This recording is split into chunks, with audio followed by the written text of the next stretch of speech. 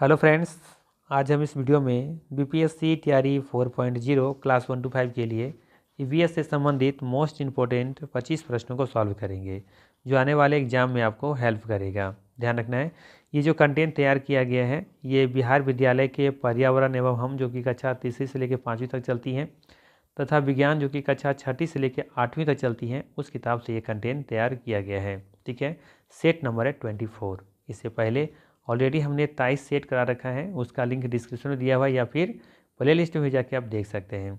साथ ही साथ BPSC TRE से संबंधित अपडेट पाने के लिए मेरा टेलीग्राम चैनल ज्वाइन कर सकते हैं, उसका भी लिंक डिस्क्रिप्शन में दिया हुआ है। ठीक है, तो चलिए फिर शुरू करते हैं और देखते हैं आज का पहला सवाल है मरुस्थलीय पौधों की पत्तियां कांटों में क्यों बदल जाती हैं। मरुस्थलीय पौधों की पत्तियां कांटों में क्यों बदल जाती हैं? जीवों को आकर्षित करने के लिए, पानी की हानि को रोकने के लिए, या फिर पानी को अधिकतम सोख सकने के लिए, या एक से अधिक होगा या इनमें से कोई नहीं। तो ध्यान रखना है, मरुस्थलीय पौधों की पत्तियां कांटों में बदल जाती हैं ताकि पानी की हानि कम से कम हो सके, अर्थात पानी की हानि को रोकने के लिए उनकी पत्तियां कांटों में बदल जाती हैं। ठीक है, बी ऑप्शन यहाँ पे सही होगा, ध्यान रखिएगा। अगला सवाल है कौन सा मृतोपजीवी का उदाहरण है, अर्थात मृत जीवी पर निर्भर रहता है, बताना उसका उदाहरण कौन सा है। अंबरबेल, कुकुरमुत्ता, कलश पादप, एक से अधिक होगा या इनमें से कोई नहीं। तो ध्यान रखना है, कुकुरमुत्ता इसका सही आंसर है। ठीक है, ये एक मृत जीवी उदाहरण है, जबकि अंबरबेल, अब देखेंगे अंबरबेल कुछ इस तरह का होता है। ठीक है, अब देखेंगे कि पौधों पर इस तरह से पीला पीला कलर का आपको दिख रहा होगा, यही है अंबरबेल, जो कि एक सहजीवी का उदाहरण है। ठीक है, ये कैसा जीव है, ये सहजीवी का उदाहरण होता है। ठीक है, ध्यान रखिएगा। अगला सवाल है सूरजमुखी के फूल हमेशा सूरज की ओर उन्मुख क्यों होते हैं। अब देखेंगे कि चीज़ उस तरीके का, ये जो सूरजमुखी का पौधा देख रहे हैं हमेशा ये सूरज की तरफ ही आपका मुंह रहता है। ठीक है, अपना फेस इसका किधर रहता है, उन्मुख किए हुए रहता है सूरज की तरफ। तो पूछ रहा है इसके पीछे रीजन क्या है, सूर्य के आकर्षण के कारण, या फिर फूल में द्रव के श्रवण के कारण, या फिर सूर्य के प्रकाश के प्रति संवेदनशीलता के कारण, या एक से अधिक होगा या इनमें से कोई नहीं। तो ध्यान रखना है, सूरजमुखी के फूल हमेशा सूरज की ओर उन्मुख होते हैं क्योंकि, ध्यान दीजिएगा, सही आंसर होगा यहाँ पे सूर्य के प्रकाश के प्रति संवेदनशीलता के कारण, सूर्य के प्रकाश के प्रति संवेदनशीलता सेंसिटिविटी, ठीक है, के कारण ऐसा होता है। ठीक है, तो सी ऑप्शन यहाँ पे सही होगा। अगला सवाल है छुई मुई के पौधों को हाथ से छूने पर वह बंद हो जाता है, यह क्या दर्शाता है। बताना है कि छुई मुई के पौधे को हाथ से छूने पर वह बंद हो जाता है, यह क्या दर्शाता है। प्रचलन, संवेदनशीलता, वृद्धि, एक से अधिक होगा या इनमें से कोई नहीं। ये वृद्धि नहीं है, ये क्या है, संवेदनशीलता है। ठीक है, ये संवेदनशीलता को दर्शाता है। अगला सवाल है कि गोंद पौधे का किस प्रकार का उत्पाद है। प्रदूषक है, अवशिष्ट है, पोषक है, एक से अधिक होगा इनमें से कोई नहीं। तो याद रखना है, गोंद पौधे का एक प्रकार का क्या है, अवशिष्ट प्रोडक्ट है। ठीक है, बी ऑप्शन यहाँ पे सही होगा। जैसे हम लोग का पसीना जो निकलता है अवशिष्ट पदार्थ के रूप में, उसी तरीके से गोंद पौधे से जो निकलता है वो अवशिष्ट ही कहलाता है। अगला सवाल है कि पौधे के प्रारोह तंत्र में शामिल क्या नहीं होता है। बताना है पौधे के प्रारोह तंत्र में शामिल क्या नहीं होता है। तना, पत्तियां, फूल, उपर्युक्त में से अधिक होगा या फिर उपर्युक्त में से कोई नहीं। तो ध्यान रखना है, पौधे के प्रारोह के तंत्र में फल, फूल, पत्तियां, तने सभी शामिल होते हैं। सही आंसर होगा यहाँ पे ई ऑप्शन, उपर्युक्त में से कोई नहीं। ठीक है, ध्यान दीजिएगा, सही आंसर होगा उपर्युक्त में से कोई नहीं। चलिए इस मैप के जरिए समझते हैं। ये जो आप देख रहे हैं ना, ये भूमि, ये इसके अंदर वाले भाग को क्या कहते हैं, मूल तंत्र, और इसके ऊपर वाले भाग को क्या कहा जाता है, प्रारोह तंत्र। तो प्रारोह में देखेंगे कि इसमें सभी कुछ आ जाएंगे, आपका पुष्प भी आता है, फल भी आता है, तना भी आता है, ठीक है, कलिका, जो भी कुछ इंटरनोड्स है, नोड है, तो इन सभी को क्या कहा जाता है यहाँ पे, प्रारोह। यानी कि जमीन से जो ऊपर का भाग है वो सारा भाग प्रारोह के अंतर्गत आता है, जबकि जमीन में जो अंदर पार्ट वाला है, जमीन से अंदर का पार्ट है, उसे कहते हैं मूल तंत्र। ठीक है, तो ये ध्यान रखना है। इसमें देखेंगे तो दो तरीके से बांटा गया है, एक प्राथमिक मूल्य और एक होता है द्वितीयक मूल्य। प्राथमिक कौन सा होता है, जो मोटा जोड़ निकल करके आया हुआ है उसे क्या कहेंगे, प्राथमिक मूल्य, जबकि इससे जो अलग अलग जो निकल करके बट गए हैं कई हिस्सों में, इसे कहेंगे द्वितीयक मूल्य। ठीक है। जड़ भी कई तरह के होते हैं, जड़ 2 तरह के जड़ देखने को मिलते हैं, मूसला जड़ और एक रेशेदार जड़, तो उसको हम लोग आगे देखेंगे। ठीक है। तो फिलहाल आपको यहाँ पे समझना है कि पौधे के प्रारंभ तंत्र में तना भी शामिल है, पत्तियाँ भी शामिल होती हैं, फूल भी होता है, फल भी होता है। ठीक है। चलिए अगला सवाल लेते हैं। अगला सवाल है, बालू वाले क्षेत्रों में भाग लेने वाला पादप अनुक्रमण कहलाता है, क्या कहलाता है? हेलोसियर, सेमोसियर, जीरोसियर, एक से अधिक होगा, या फिर इनमें से कोई नहीं? तो ध्यान रखना है, सही आंसर होगा यहाँ पे सेमोसियर। क्या होगा? सेमोसियर इसका सही आंसर है, ऑप्शन नंबर बी। ठीक है।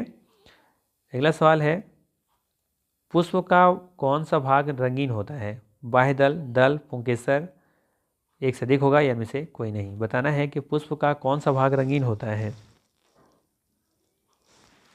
तो ध्यान रखना है, जो पेटल्स होते हैं, दल होते हैं, वो क्या होते हैं? रंगीन होते हैं। अब देख सकते हैं ये वाला जो पिंक कलर का दिख रहा होगा, ये वाला ही किसे ही क्या कहा जाता है? दल कहा जाता है। ठीक है। देखिए यहाँ पे लिखा हुआ पेटल्स, तो ये वाला भाग ही क्या होता है? कलरफुल होता है। ठीक है। जबकि इस पर जो इस तरह से पत्तियाँ दिख रहा है, जिस पर ये आश्रित होता है, इस पर बैठा होता है, जो किनारे किनारे होता है, जो कि कह सकते हैं जो पुष्प है इसको जो सुरक्षा प्रदान करता है, उसे क्या कहा जाता है? बाह्यदल, सेपल। ठीक है। तो ये ध्यान रखना है यहाँ पे। और साथ ही साथ इसमें से और भी बहुत सारे पार्ट हैं जिसके बारे में जानना जरूरी होता है, पूछा जाता है एग्जाम में। ध्यान दीजिएगा, स्त्री केसर के अंतर्गत वर्तिकाग्र, वर्तिका और अंडाशय, ये 3 चीज़ आते हैं। ठीक है। ये जो ऊपर वाला जो पार्ट दिख रहा है ना, ये वाला पार्ट, ये कहलाता है वर्तिकाग्र, और ये वाला यहाँ से लेकर यहाँ तक को क्या कहेंगे? इसे कहेंगे अस्टिग्मा या फिर वर्तिका। और अंदर वाला जो पार्ट दिख रहा है, इसे कहेंगे अंडाशय या फिर ओवरी। ठीक है। इसी में होता है बीजांड, इसी के अंदर होता है बीजांड होता है, ये ध्यान रखना है। ठीक है। देखिए यहाँ पे लिखा है अंड कोशिका। ठीक है। इसी के अंदर होता है, और ये किसका भाग होता है? स्त्री केसर का ही भाग होता है। तो जनरली ध्यान दीजिएगा, स्त्री केसर के 3 भाग हो गए। एक तो ये वाला पार्ट, ये हो गया अंडाशय, इसका एक ये वाला पार्ट, ठीक है, जो अस्टिग्मा कह रहे हैं, वर्तिका, और सबसे ऊपर वाला पार्ट जो कह रहे हैं वो ये वर्तिकाग्र। ठीक है, अस्टिग्मा। ठीक है। ये वाला स्टाइल है, माफ़ कीजिएगा उल्टा बोल रहे थे, ये वाला पार्ट अस्टाइल कहलाएगा, और ये कहलाएगा इसका पार्ट वाला अस्टिग्मा, जिसे बोलते हैं वर्तिकाग्र। ठीक है। और ये वाला जो पार्ट है इसे क्या कहेंगे? वर्तिका। और ये वाला जो पार्ट दिख रहा है, ये वाला पार्ट, इसे क्या कहेंगे? अंडाशय। इसी में रहता है बीजांड। ठीक है। अब आते हैं हम लोग पुंकेसर पर, जिसे अस्टिमेन बोलते हैं। ठीक है। तो इसमें भी देखेंगे 3 भाग है, एक तो परागकोश है, एक पुतंतु है, एक दल है। नहीं, दल इसमें नहीं आएगा। ठीक है। दल तो इन लोगों का सुरक्षा कर रहा होता है। ठीक है। तो इसमें मुख्य रूप से यहाँ पे क्या किया, एक तो पुतंतु, इसे फिलामेंट कहते हैं, ये वाला पार्ट को क्या बोलते हैं? फिलामेंट। जैसे यहाँ पे क्या बोले थे? स्टाइल बोले थे, वर्तिका बोले थे, तो यहाँ पे क्या है? ये ध्यान रखिएगा, ये वाला पार्ट इसका है फिलामेंट पुतंतु। ठीक है। और ये वाला जो पार्ट दिख रहा है यहाँ पे, इसे बोलते हैं परागकोश, और इसी परागकोश में होता है परागकण। परागकण तो हो गया ना 3 पार्ट इसका भी, परागकण, परागकोश और पुतंतु। ठीक है। जैसे यहाँ पे अंडाशय था ना, अंडाशय, तो अंडाशय में क्या था? बीजांड था। उसी तरीके से परागकोश में क्या होता है? परागकण होता है। ठीक है। और ये वाला पार्ट इसका जो दिख रहा है वो क्या है?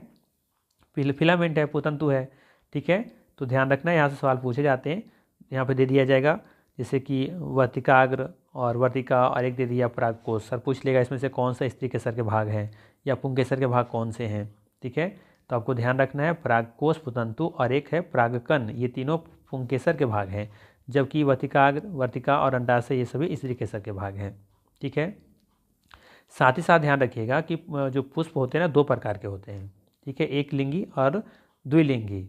ठीक है, जिसको 2 लिंगी मतलब उभयलिंगी भी कह सकते हैं। अर्थात उभयलिंगी उसे कहेंगे जिसमें स्त्री केसर और पुंकेसर दोनों जब शामिल होते हैं ना, तो उसे कहते हैं उभयलिंगी। और जिसमें सिर्फ एक लिंगी प्राप्त हो, या तो पुंकेसर हो या तो स्त्री केसर हो, तो उसे कहेंगे एक लिंगी। और एक लिंगी में जो होता है ना, जो निषेचन होता है वो कैसा होता है? उसमें होता है पर परागन। परागन 2 तरीके का होता है, एक स्वपरागन, एक होता है पर परागन। जैसे इस पौधे के बारे में बात करें, इसमें जब परागन होगा वो कैसा होगा? स्वपरागन होगा, क्योंकि इसी में क्या है, इसी फूल में आप देखेंगे कि दोनों चीज़ें हैं, स्त्री केसर भी है और पुंकेसर भी है, तो इसे कहा जाएगा स्वपरागन, क्योंकि किसी दूसरे फूल की ज़रूरत यहाँ पे नहीं है। अब मान लेते हैं कि सिर्फ यहाँ पे पुंकेसर होता, तो स्त्री केसर के लिए दूसरा फूल चाहिए इससे होता, तो इसका जो परागकण है इसे यहाँ आना होगा, तो इसे कहेंगे पर परागन। बात समझ में आया? तो 2 तरह का सवाल ध्यान रखना है, पर परागन किसे कहते हैं और स्वपरागन किसे कहते हैं। स्वपरागन किस में होगा और पर परागन किस में होगा। ठीक है। पर परागण कब होगा? जब एक लिंगी पौधा होगा। और स्वपरागण कब होगा? जब उभयलिंगी होगा। अर्थात जैसे कि ये पौधा देख रहे हैं, इसमें कैसा होगा? इसमें होगा स्वपरागण। क्यों? क्योंकि इसमें स्त्री केसर भी है और पुंकेसर भी है। ठीक है। तो इतने सवाल आपको यहाँ पे कीजिएगा तो क्लास जो आप लोग 1 to 5 की तैयारी कर रहे हैं, इससे ज़्यादा क्वेश्चन डीपली नहीं पूछने वाला है। ठीक है। बाकी आप यहाँ पर पेटल्स वगैरह के नाम ध्यान रखिएगा। पूछ भी ले जाता है कि ये जो पेटल्स होते हैं उसका कलर कैसा होता है? ये हमेशा ग्रीन कलर का होता है। ठीक है। इसे कलर पार्ट पूछा था तो पिंक कलर वाला क्या होता है? ये दल होता है। ठीक है। तो इतने सारे ध्यान रखिएगा, काम बन जाएगा। तो पुष्प का कौन सा भाग रंगीन होता है? ये दल होता है। ठीक है। अब बाह्य दल क्या है? तो ये वाला बाह्य दल है जो कि ग्रीन कलर का पार्ट है। और पुंकेसर क्या है? तो ये पुंकेसर है, ये वाला पार्ट मेल पार्ट पुंकेसर, एक होता है स्त्री केसर। ठीक है। चलिए अगला सवाल अब लेते हैं। सवाल है कि पौधे का वह भाग जो भूमि के अंदर होता है उसे क्या कहते हैं? तो नीचे होता है उसे क्या कहते हैं? उसे जड़ कहते हैं। ठीक है। बी ऑप्शन यहाँ पे सही होगा। ठीक है। ये वाला पार्ट को नीचे जो है जमीन के नीचे उसे क्या कहेंगे? इसे जड़ ही तो कहेंगे, जिसे मूलतंत्र भी कहते हैं। चलिए अगला सवाल है अब, पौधे का वह भाग जो भूमि के ऊपर होता है वह क्या कहलाता है? उसे कहते हैं प्रारूह। क्या बोलते हैं उसे? प्रारूह तंत्र कहते हैं। ठीक है। और नीचे वाले को जड़ तंत्र कहते हैं। चलिए अगला सवाल है, पौधे के जड़ तंत्र का क्या तात्पर्य है? पानी का अवशोषण करना, फूल पत्ती का निर्माण करना, फल का निर्माण करना, या खनिज लवण का अवशोषण करना? एक से अधिक होगा या फिर उपयुक्त में से कोई नहीं, दोनों ऑप्शन एक ही में है। ठीक है। तो ध्यान रखना यहाँ पे पौधे का जड़ का तंत्र का काम होता है पानी का अवशोषण करना, ये भी काम है, और साथ ही साथ खनिज लवण का अवशोषण करना, ये दोनों चीज़ें होंगी। तो इसका सही आंसर क्या हो जाएगा? ऑप्शन नंबर ई हो जाएगा, उपयुक्त में से एक से अधिक हो जाएगा। ठीक है। क्योंकि दोनों ऑप्शन एक ही में दे रखा है तो यहाँ पे ई ऑप्शन ही होगा। चलिए अगला सवाल लेते हैं। अगला सवाल है, चना और मटर के पौधों में जड़ किस प्रकार के होते हैं? अब बताना है कि चना और मटर के पौधों में जड़ किस प्रकार के होते हैं? मूसला होते हैं, रेशेदार होते हैं? कभी मूसला होता है, कभी रेशेदार होता है, एक से अधिक होगा, या इनमें से कोई नहीं? तो ध्यान रखना है, हमेशा ध्यान रखना है कि चना और मटर के पौधों में कैसा होता है? मूसला जड़ होता है। कैसा होता है? मूसला जड़ होता है। तो यहाँ भी एक लॉजिक आप याद रखेंगे तो इन तरह के सवालों का आप जवाब दे पाएंगे। ठीक है। ध्यान रखना है, क्या ध्यान रखना है? जिसे देखेंगे चना और मटर, ठीक है, या फिर किसी का दाना लेकर के आप लेकर के आइए और उसे क्या कीजिए, उसको ना ऊपर का जो परत होता है, जो कवच होता है, उसको हटा दीजिए। ठीक है। बहुत सारे लोगों को देखेंगे कि जो चना खाते हैं ना, फूला अंकुरित चना जो खाते हैं, उसको क्या करते हैं, ऊपर का छिलका हटा देते हैं और अंदर खाते हैं। तो देखेंगे कि अंदर का जो पार्ट होगा ना, अगर 2 भागों में डिवाइड हो जा रहा है, तब समझ जाना है कि उसका जो जड़ होगा वो मूसला टाइप का होगा। और सिर्फ एक ही भाग होगा, 2 भाग नहीं होगा। अगर बीज निकाल रहे हैं और उसको अगर ऊपर का परत हटा करके उसको 2 भागों में बांट रहे हैं और 2 भागों में नहीं बट रहा है, तो समझ जाना है कि उसका जो जड़ होगा वो रेशेदार होगा। ठीक है। तब चना और मटर को भी देखिएगा, उसको तब तोड़िएगा 2 भागों में, अलग अलग कीजिएगा तो आसानी से हो जाएगा, 2 पार्ट में बट जाएगा अंदर वाला। ठीक है। तो इसका जो जड़ होगा कैसा होगा? मूसला होगा। चना को ऐसे ही देख सकते हैं, जैसे हम बात करें मसूर का दाल, है ना, किसी तरह का दाल लीजिएगा, लगभग हम दालों में लगता है कि 2 भाग तो होते ही होते हैं। ठीक है। अब बताइए जरा था मक्का। अब मक्का का जो बीज होता है ना, उसको आप उसको क्या कीजिए, मक्का को तोड़िए, उसको ऊपर का परत हटाइए और 2 भाग करके देखिए, क्या 2 पार्ट होता है? नहीं होता है। तो नहीं होता है, इसका मतलब इसका जो जड़ होगा कैसा होगा? रेशेदार होगा। मतलब कुछ इस तरीके का होगा, इस तरीके का, इस तरह का जड़ को बोलते हैं रेशेदार होना। और एक मूल जड़ होगा इसमें और अलग अलग जड़ें फैली हुई, जिसे क्या कहेंगे हम लोग? इसे कहेंगे मूसला जड़। बात समझ में आया? तो यही ध्यान रखना है आपको। ठीक है। अगर ये कॉन्सेप्ट क्लियर है कि किस बीज को हम 2 भाग कर सकते हैं, अंदर वाले पार्ट को अलग अलग, ठीक है, तो अलग अलग करेंगे तो हो जाएगा, तो मूसला जड़ होगा उसका। और अगर यदि नहीं हो रहा है तो उसका जड़ कैसा होगा? ये रेशेदार जड़ होगा। जैसे कि एग्जाम्पल हम बताएं मकई का। ठीक है। अब सरसों का बात करेंगे हम। सरसों का देखिए, सरसों का कैसा होता है, तो आप बीज को देखिए, उसको तोड़ करके कैसा होता है। अगर 2 भाग में बट रहा है, ठीक है, तो वो क्या होगा? 2 भागों में बट रहा है तो ये होगा मूसला। और अगर नहीं बट रहा होगा तो हो जाएगा फिर रेशेदार। ठीक है। तो आप खुद इसका लॉजिक लगाएंगे और देखेंगे सभी चीज़ों को अलग अलग करके ये क्या हो रहा है। ठीक है। तो खुद भी आप इसका नोट्स तैयार कर सकते हैं, आपके पास बहुत सारी चीज़ें होंगी, तो खुद भी देख सकते हैं कि इसका जड़ मूसला है और किसका रेशेदार है। ठीक है। कॉन्सेप्ट हमने बता ही दिया है। ठीक है। यहाँ पे एक एग्जाम्पल हमको याद आ रहा है, ये वाला रेशेदार जड़ का। कौन सा, याद कीजिए। मान लेते हैं ये हमारा जड़ है गेहूं का, तो गेहूं को जरा सा बीज को उसको दो भागों में करके देखिए, होता है क्या, नहीं होता है। तो उसको अब जब कबाड़ेंगे जड़ से तो देखेंगे कि उसका जड़ ऐसे ही दिखने को मिलेगा। ठीक है, जैसे एक और लीजिए धान का भी है ना, तो धान का भी जड़ कैसा होगा, उसका जड़ होगा रेशेदार ही होगा। क्योंकि जब देखेंगे कि धान का भी उसका परत हटाइए, उसके अंदर का जो बीज होता है उसको दो भागों में बांट करके देखिए, होता है, नहीं हो रहा है, तो नहीं हो रहा है, तो इसका कैसा जड़ होगा, रेशेदार जड़ होगा। ठीक है, बेसिक सा कॉन्सेप्ट है, बस वो याद रखना है। आई थिंक अब समझ में आ गया होगा, इसलिए हम लोग अब लेंगे अगला सवाल। ठीक है, अब देखिए पूछ रहा है यहाँ से घास में कैसी जड़ी होती हैं, तो अब देखेंगे घास में कैसी जड़ होती हैं, रेशेदार होती हैं। ठीक है, कुछ इस तरीके का जड़ होगा, इस तरीके का घासों में, है ना। अच्छा, एक चीज़ और भी पकड़ने का तरीका है यहाँ पे कि किसका रेशेदार होगा और किसका क्या होगा। जिसका ये रेशेदार जड़ होगा, ठीक है, जिसका रेशेदार जड़ होगा उसमें देखेंगे कि उसका जो पत्ता होगा वो इस तरह समानांतर होगा, इस तरीके से। ठीक है, और जिसका मूसला जड़ होगा उसका जो पत्ता होगा ये कुछ इस तरीके का होगा, ऐसे ऐसे पत्ता होगा। जैसे पीपल का ले लीजिए या फिर आलू का ही ले लीजिए, है ना। तो इस तरह देखेंगे तो इस तरह का पत्ता जिसका भी है तो समझना है कि उसका जड़ कैसा होगा, उसका जड़ होगा ये वाला, मतलब कि मूसला जड़ होगा। और रेशेदार किसका होगा, ये वाला। ठीक है, जैसे कि अब देखेंगे गन्ना, जैसे आप ले लीजिए मक्का, तो मक्का का पत्ता कैसा होता है, कुछ ऐसा होता है, देखेंगे आप ऐसा होता है कुछ ऐसा करके, ऐसी जो सिराएँ होती हैं बनी हुई, ऐसी सिराएँ बनी होती हैं। ठीक है, बात समझ में आ रहा है ना। तो ये इसका घास में कैसी जड़ें होती हैं, रेशेदार होती हैं। और यहाँ से सवाल घुमा के पूछ सकता है, इसके समानांतर जो पत्ते होती हैं उसका जड़ कैसी होती हैं, इस तरह से सवाल पूछा जा सकता है। हो सकता है आगे क्वेश्चन होगा तो देखेंगे। चलिए अगला सवाल है कि वयस्क व्यक्ति में दांतों की कुल संख्या कितनी होती है। आपसे पूछा जा रहा है कि वयस्क व्यक्ति में दांतों की कुल संख्या कितनी होती है, 40, 30, 36, एक से अधिक में से कोई नहीं। तो 32 की बात करते हैं हम लोग, क्या 32 निकाल रहे हैं आप, है ना, मजाक मजाक में। तो ये वाला हो जाएगा सही आंसर, उपयुक्त में से कोई नहीं। 32 निकालने मतलब 32 दांत। ठीक है, तो वयस्क व्यक्ति में कितना होता है, दांतों की कुल संख्या होता है आपका 32। ठीक है, अब हम लोग देखते हैं कि ये 32 कौन कौन होता है, किस तरीके से अरेंज होते हैं। ठीक है, हम सिर्फ बात करें नीचे वाला पार्ट का, और इसको हम लोग दो भागों में बांट दे रहे हैं। ठीक है, तो इधर होगा 8, इधर भी होगा 8। ठीक है, 8 में से देखेंगे कि अलग अलग भागों में बांटा जाता है, 4 भागों में। ठीक है, 8 दांतों को हम लोग किस में बांट रहे हैं, 4 अलग अलग भागों में बांटेंगे। ठीक है, तो शुरुआत का जो अंदर का जो 3 दांत है ना उसे बोलते हैं चवर्णक। ठीक है, इसके बाद 2 दांत जो बच रहा है उसे क्या कहेंगे हम लोग, अग्रचवर्णक। और इसके आगे का जो दांत है, एक दांत है ना, उसे बोलेंगे रत्नक। ठीक है, और आगे का जो 2 दांत हो रहा है उसे बोलेंगे हम लोग कृंतक।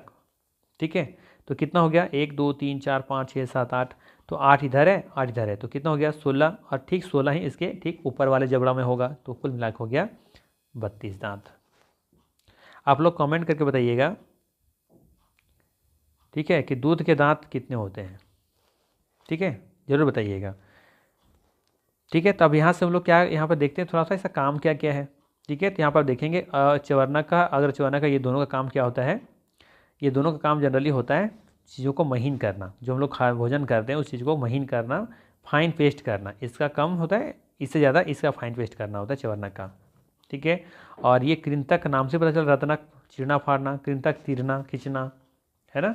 तो यहाँ से चीज़ों को याद रखना है ना। रत्नक मतलब क्या, काटना वगैरह, कृंतक मतलब काटना वैसा होता है, तो रत्नक मतलब होता है चीरना फाड़ना। ये सब देखेंगे कि जो मांस वगैरह जो खाते होंगे तो इस दांत से चीरते फाड़ते होंगे, ना कि आगे वाला दांत से। फिर से देखिएगा, ये जो हम अभी कर रहे हैं ना पिंक कलर वाला, इससे आप नहीं काटते होंगे, इससे काटते होंगे, लेकिन जो चीरते फाड़ते होंगे किससे करते होंगे, इस दांत से। अब मांस को चीर फाड़ रहे हैं, किससे चीरते फाड़ते होंगे, इस रत्नक से, इससे, और ये वाला दांत से। आ रहा है समझ में। तो ये ध्यान रखना है, सवाल यहाँ से पूछा जाता है। तो आपको यही याद रखना है कि कुल अब यहाँ सवाल पूछा जाएगा कि चवर्णक कितने होते हैं। तो देखिए 3 इधर होते हैं, 3 इधर होते हैं, कितना हो गया 6, और 6 ही ऊपर होगा, यानी कि 12 चवर्णक होते हैं। अग्रचवर्णक कितने होते हैं, तो 2 यहाँ से और 2 यहाँ से, हो गया 4, और ऊपर भी होता है 4, 8 हो गए। रत्नक एक यहाँ पे एक यहाँ पे, 2 और 2 ऊपर 4 हो गए, और 2 कृंतक इधर, 2 कृंतक इधर, 4 और 4 ऊपर हो गए, 8 हो गए। तो यहाँ से आप एक लिस्ट बना सकते हैं कि चवर्णक की संख्या कितनी, अग्रचवर्णक कितना, रत्नक कितना और कृंतक कितना। ठीक है, बात समझ में आया। तो चवर्णकों की संख्या में लिख देते हैं, कितना हो जाएगा यहाँ पे, 3 इधर 3 6 6 और 12, अग्रच्वर्णक 2 2 4 और 4 कितना हो जाएगा 8 हो जाएगा। रदनक कितना, एक इधर 2 2 और कितना हो गया 4 हो गया। कृंतक 2 2 4 और ऊपर 8 हो जाएगा। ठीक है, अब जोड़ के देखिए कि सब मिलाकर के कितना हो रहा है। तो अब देखेंगे 12 8 20 और 8 4 12 32 इक्वल टू 32 दांत। ठीक है, तो आप यहाँ से कभी नहीं भूलेंगे, बस ये दांत ध्यान रखने किस तरीके से बैठा हुआ है। ठीक है, तो वयस्क व्यक्ति में दांतों की कुल संख्या होती है 32, ना कि 36 30 40। चलिए अब अगला सवाल लेते हैं। देखिए अब सवाल आ गया है कि रवि जो है वो अमरूद खाने के लिए किस दांत से उसे काटेगा, रदनक से, कृंतक से, अग्रच्वर्णक से। अग्रच्वर्णक का तो होता है पेस्ट बनाना, ये तो पॉसिबल ही नहीं है, तो ए और बी होगा। अब बताइए सही आंसर इसका क्या होने वाला है। चलिए जल्दी से बताइए क्या हो जाएगा, कृंतक। क्या हो जाएगा, कृंतक। ठीक है, कृंतक इसका सही आंसर हो जाएगा। यहाँ पे ध्यान रखना है, कोई दिक्कत नहीं होना चाहिए। यहाँ पे क्या होगा, कृंतक। कौन वाला कृंतक है, देखिए जरा सा, ये वाला है कृंतक, आगे वाला दांत है ना, तो आगे से ना काटते हैं हम लोग दांत करके। ठीक है, और ये रदनक तो चीरने फाड़ने का काम करते हैं, हम लोग काटते हैं दांत, हम लोग तो क्या कर रहे हैं, काट रहे होते हैं। चलिए अगला सवाल है कि सवाल कुछ और है। सवाल है कि स्वाद कलिका कहाँ पाई जाती हैं। तो ये स्वाद कलिका जीभ में पाई जाती हैं। ठीक है, करोड़ों स्वाद कलिकाएँ होती हैं हमारे जीभ में। ठीक है, अच्छा यहाँ पे भी एक सवाल बना के सकते हैं, जिससे मान लेते हैं कुछ इस तरीके से, अगर जीभ है, मान लेते हैं ऐसा जीभ है। ठीक है, ये वाला आगे का पार्ट है जीभ का। ठीक है, तो ध्यान रखना है कुछ इस तरीके से इसको बांटा हुआ रहता है। ठीक है, तो आगे का पार्ट क्या बोलते हैं, बीच वाला पार्ट क्या होते हैं, तो इस तरीके से भी इसका जो स्वाद कलिकाएँ होती है अलग अलग होती हैं। ठीक है, तो आगे वाला जो कलिकाएँ होती है ना, वो मीठा टेस्ट करता है। ठीक है, मीठा, उसके बाद फिर तीता। तीता को क्या बोल सकते हैं अपनी भाषा में। ठीक है, देख लीजिएगा, और इसके सबसे पीछे कड़वा। ठीक है, तो कैसे आप याद रख सकते हो, तो जैसे मान लो आपके यहाँ गेस्ट आता है, तो सबसे पहले उसको क्या देते हो, मीठा देते हो, मीठा खिलाते हो। ठीक है, इसके बाद फिर क्या होता है, उसको नमकीन खिलाया जाता है। ठीक है, इसके बाद फिर बहुत दिन ज़्यादा रह जाता है, फिर कहते हैं ये बहुत दिमाग ख़राब कर रहा है, इसको अब यहाँ से जाना चाहिए, चलो इसको कड़वा कड़वा चीज़ खिलाओ। ठीक है, तो अंत में इसको फिर कड़वा खिलाते हो। तो ऐसे आप क्रम से याद रख सकते हो, जीभ का अगला भाग क्या बताता है, मीठा, तीता या फिर कड़वा, ऐसा करके। ठीक है, तीता को तीखा भी बोल सकते हैं। आई थिंक अपने भाषा में देख लीजिएगा क्या बोलते हैं, मुझे याद नहीं आ रहा वैसे। ठीक है, वैसे याद रखिएगा। वही गेस्ट आने पर आप कैसे उनके साथ व्यवहार करते हैं। अब कुछ होंगे ऐसे महारथी जो कहेंगे हम तो ऐसा नहीं करते, हम जब भी जितना दिन रहे हम सेवा करते हैं, मीठा मीठा ही खिलाते हैं। हो सकता है, बट मेरा लॉजिक अलग है। ठीक है, चलिए अगला सवाल लेते हैं। सवाल है कि मनुष्य के परिसंचरण तंत्र में त्वचा में ऊपर की ओर दिखाई देने वाली वाहिनी कौन सी होती हैं, सिरा, धमनी या फिर दोनों। तो याद रखना है, मनुष्य के परिसंचरण तंत्र में त्वचा में ऊपर की ओर दिखाई देने वाली जो वाहिका होती है वो होती हैं सिरा। क्या होती हैं, सिरा होती हैं। ठीक है, देखिए यहाँ पे ध्यान से थोड़ा सा, सिरा और धमनी क्या है। देखिए पूरा शरीर से हार्ट तक, पूरा शरीर से हार्ट तक जो ब्लड ले जाता है ना उसे सिरा कहते हैं। ठीक है, और हार्ट से फिर पूरा शरीर में जो लेकर के आता है उसे धमनी कहते हैं। ठीक है, दो तरह के नसें होती हैं हमारे शरीर में, एक होता है सिरा, एक होता है धमनी। सिरा मतलब सिर तक लेकर के जो आ रहा है, सिरा मतलब जो ब्लड होगा ना वो कार्बन डाइऑक्साइड युक्त होगा वो। ठीक है, उसमें ऑक्सीजन नहीं होगा, कार्बन डाइऑक्साइड जनित वो रक्त होगा, वो लेकर के कहाँ तो पहुँचाएगा, पूरे शरीर से हार्ट तक।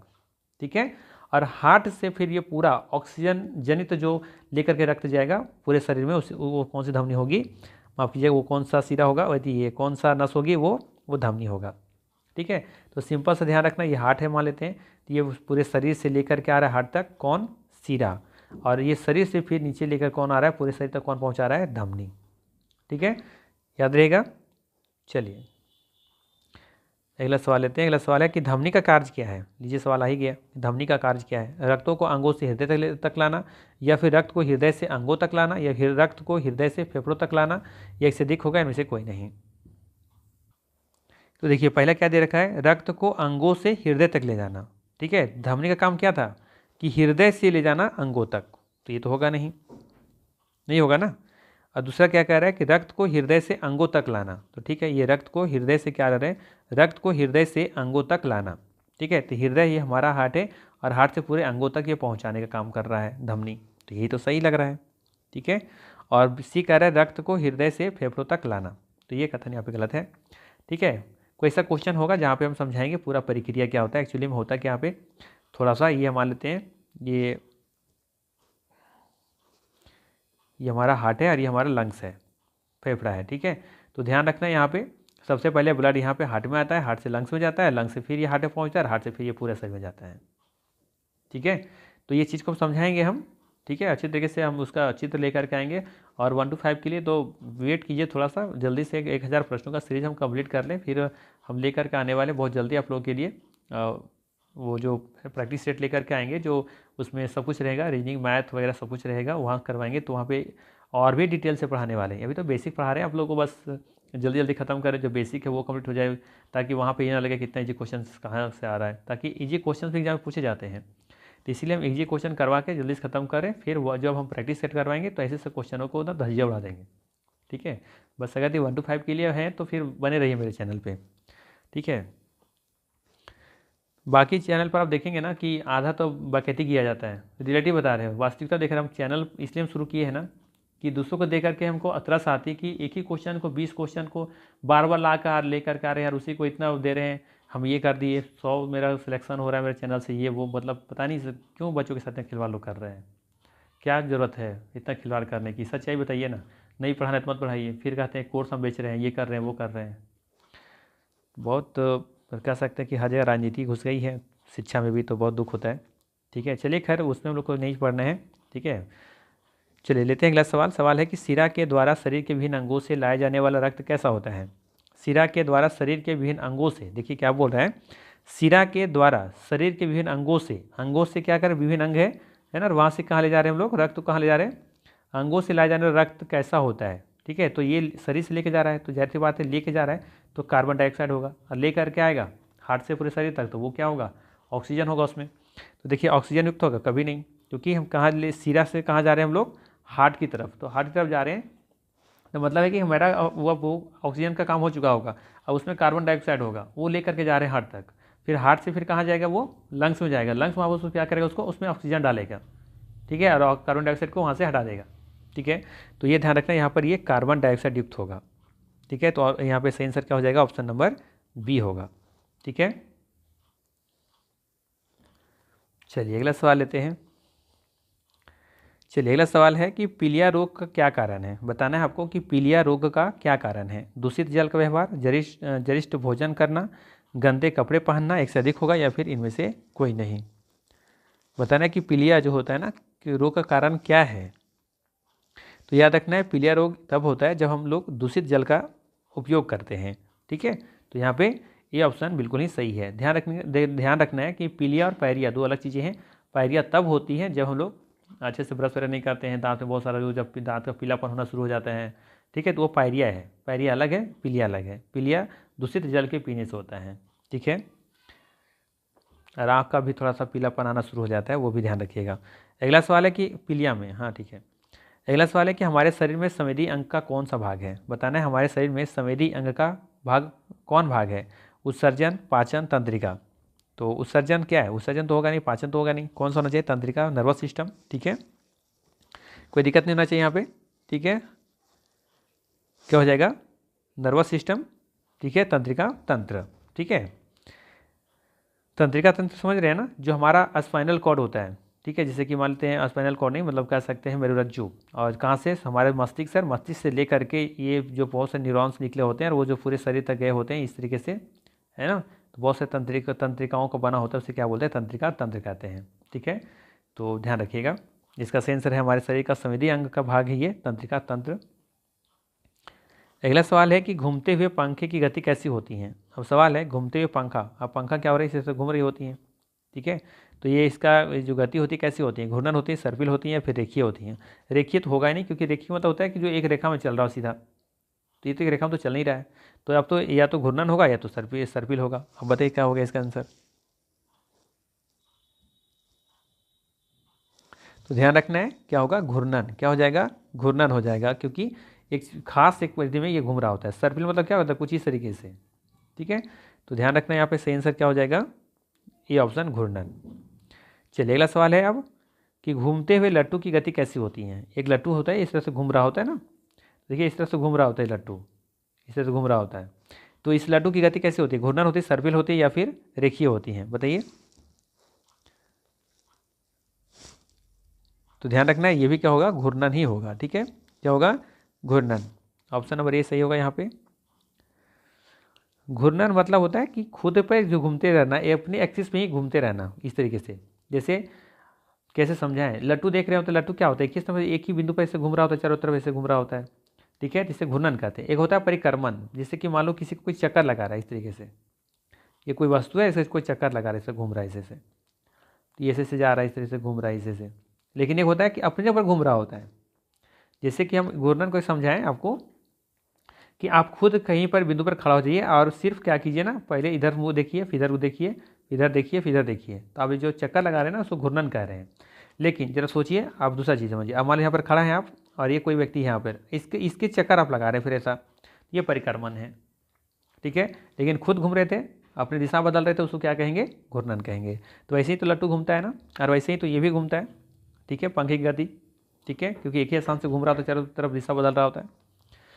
चलिए अब ये बताइए क्या होगा इसका आंसर। घड़ी की सुई की गति कैसी होती है, दोलन गति, आवर्ती गति, रेखीय गति। तो यहाँ पे रेखीय गति तो होगा नहीं। ठीक है, क्या हो जाएगा यहाँ पे, आवर्ती गति। क्या हो जाएगा, आवर्ती गति। ठीक है, जैसे जो खुद दोहराता है ना, जैसे कि मान लीजिए घड़ी है, तो घड़ी में देखेंगे ये मिनट का कांटा है, ये क्या हो रहा है, यहाँ पे घूमते घूमते आया, फिर वापस आ गया, फिर घूमते घूमते ये घूम रहा है बार बार, यहाँ चक्कर लगा पहुँच जा रहा है। तो इसे बोलेंगे आवर्ती गति, जो खुद को रिपीट करता है बार बार। तो ये खुद को क्या कर रहा है, रिपीट कर रहा है बार बार, तो इसे बोलेंगे आवर्ती गति। एक होता है दोलन गति। दोलन गति मतलब इसमें देखेंगे कि घड़ी में ही कुछ इस तरीके से लगा होता है ये, है ना, तो ये यहाँ पे फिर जाता है, फिर वापस लौट के यहाँ पे आता है, तो इसे क्या बोलेंगे, दोलन गति। जैसे हम लोग जब चलते हैं तो हाथ आगे पीछे होता है ना, तो वो भी कौन सी गति है, हाथ का चलना भी दोलन गति ही है। ठीक है, तो ध्यान रखना है यहाँ पे। घड़ी की सुई की गति कैसी है, तो आवर्ती है। जबकि घड़ी का जो वो होता है, घंटा जो लगा रहता है घर, वो घंटा का नहीं, मतलब वो क्या उसको बोलते हैं, पता नहीं क्या बोलते हैं इसको, ध्यान रखें, हमको याद दिमाग से उठ गया थोड़ा सा, ये वाला क्या बोलते हैं, इसे जो गति होती है उसको क्या बोलते हैं, दोलन गति। ठीक है, देखिए अगला सवाल है, मंदिर की घंटी लटकी हुई में गति किस प्रकार की होगी, वृत्तीय, दोलन या फिर रेखीय। फिर वही सवाल है, रेखीय तो होगा नहीं, दोलन और वृत्तीय में से कुछ होगा, बताइए क्या होगा। तो ध्यान रखना है, ये भी क्या हो जाएगा, जो हो जाएगा दोलन गति। ठीक है ना, घंटी जो होता है लटकी होती है, वो आगे पीछे हो रहा था, ऐसे हो रहा था, तो ये भी दोलन हो रहा है, बार बार ये रिपीट हो रहा है ये ना, तो इसको क्या कहेंगे, दोलन गति। और यही चीज़ अगर एक चक्कर लगा लेता तो इसे आवर्ती गति कहते हैं, और सीधे रेखा में चल रहा होता तो उसे रेखीय गति कहते हैं। चलिए आखिरी सवाल आ गए हम लोग लेकर के। ठीक है, आपके स्कूल का घंटा बजा और छुट्टी हो गई, घंटे में कौन सी ऊर्जा थी, प्रकाश ऊर्जा, ध्वनि ऊर्जा, विद्युत ऊर्जा। तो जाहिर सी बात है, इसमें कौन सी ऊर्जा थी, कानों को सुनाई पड़ा, क्यों सुनाई पड़ा, क्योंकि ध्वनि था उसमें, ध्वनि ऊर्जा होगा इसमें। ठीक है, उसे प्रकाश तो निकला नहीं, विद्युत तो कुछ उत्पन्न हुआ नहीं, इसको क्या कहेंगे, ध्वनि ऊर्जा। ठीक है, तो ये था मोस्ट इंपॉर्टेंट 26 MCQ। अगर वीडियो अच्छा लगा हो तो लाइक ज़रूर कीजिएगा, चैनल पर नए हैं तो सब्सक्राइब कर लीजिएगा। ठीक है, और फिर इसी तरह के मिलते हैं नेक्स्ट वीडियो में। Thanks for watching.